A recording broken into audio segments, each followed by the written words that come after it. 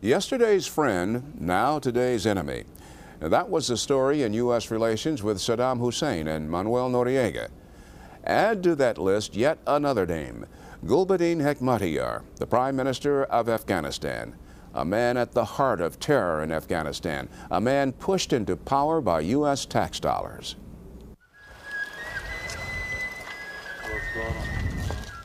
Kabul, Afghanistan. Once a city of roses and minarets. Now a scene from hell.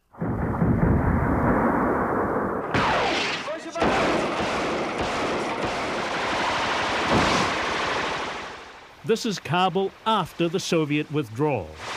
This is the Kabul of Afghan Prime Minister Gulbuddin Hekmatyar. Once the CIA's man, he is now turning Afghanistan into a terror nation. Hekmatyar is also into his second year of raining massive rocket and artillery attacks on the citizens of Kabul.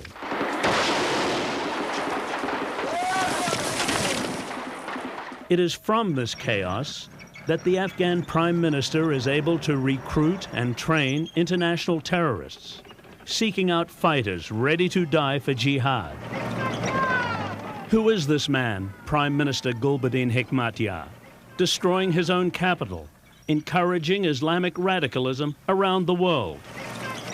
Gulbuddin Hekmatyar is a creation of the intelligence services of the United States and Pakistan. His success, the result of the $1 billion he received from the CIA to fight the Soviets. U.S. support for Hekmatyar grew out of a desire to pull the Soviets into their own Vietnam. The CIA's overall strategy was a brilliant success. After 9 years of fighting, the Soviets bogged down in their own quagmire. The last Soviet troops pulled out in 1989. While the overall achievement was noble, tactically some errors were made. Some significant errors were made along the way. Error number one. Largely ignorant of Afghanistan, the CIA under President Reagan turned to Pakistan to take charge. The key here is that most American assistance to the Mujahideen was funneled through the Pakistanis. The Pakistanis showered Gulbuddin Hekmatyar with U.S.-provided weapons and sang his praises to the CIA. They had close ties with Hekmatyar going back to the mid-1970s. Hekmatyar's Islamic fervor played well with the fundamentalist powers of Pakistan.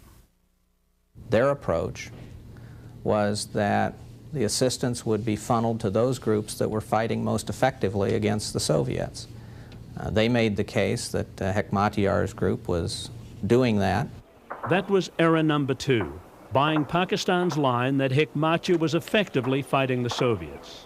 In 13 years, Hekmatyar scored no significant battlefield victories and sustained several serious losses. Gulbuddin is not a battlefield commander. He is a political leader, first and foremost. Error number three.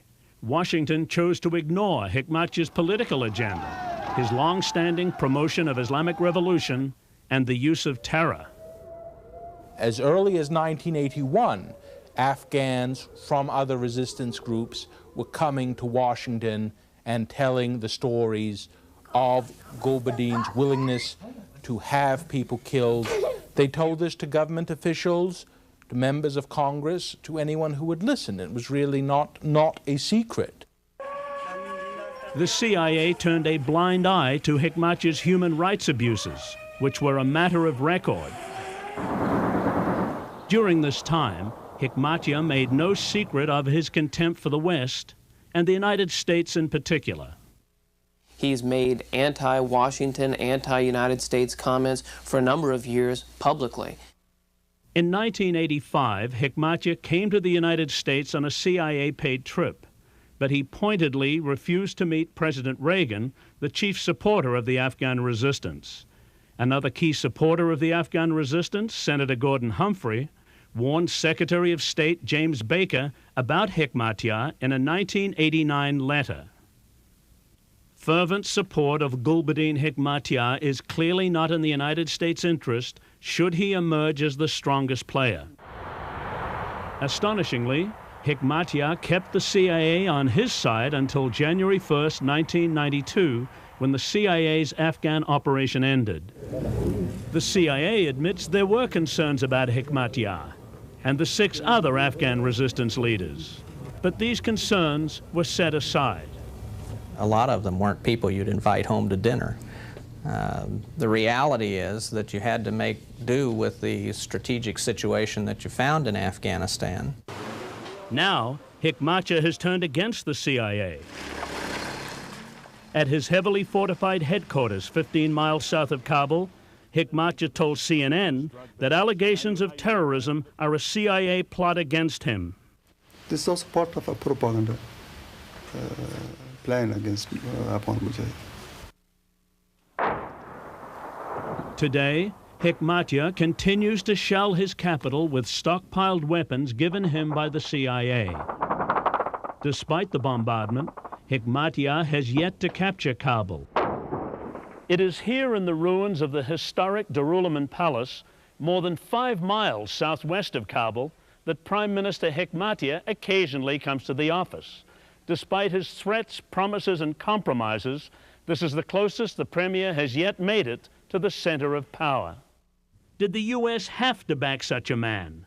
Were there other Afghans less despotic and more pro-Western? Who may have been more pro-Western and also who may have been, had a broader base of support amongst the Afghan people, such as the forces of Ahmed Shah Massoud. Ahmed Shah Massoud has certainly been the foremost battlefield resistance commander of the war. He is an educated, thoughtful leader, and certainly of all the Afghans thrust forward by the war, certainly he must be considered #1. Massoud is the one Afghan with the power to thwart Hekmatyar and his ambitions. Starting with a handful of supporters at the beginning of the war, Massoud fought off 9 major Soviet offensives aimed at destroying him. Yet, the CIA largely ignored Ahmad Shah Massoud during the war. Despite pressure from Congress, despite pressure from the State Department, urging support for him. Massoud was too busy fighting the war to lobby for aid from the United States, and the Pakistanis did not trust his independence. But in the end, Massoud was so successful in fighting the Soviets that the Wall Street Journal called him the Afghan who won the Cold War. In the end, it was Massoud, not Hekmatyar, who liberated Kabul from the communists. His forces now control the key installations in the capital. Massoud told CNN he emphatically opposes Hekmatyar's terrorism and always has. From the first days of the war, Hekmatyar advocated terrorism. From the beginning, I was against terrorism. This argument was the origin of the split between us.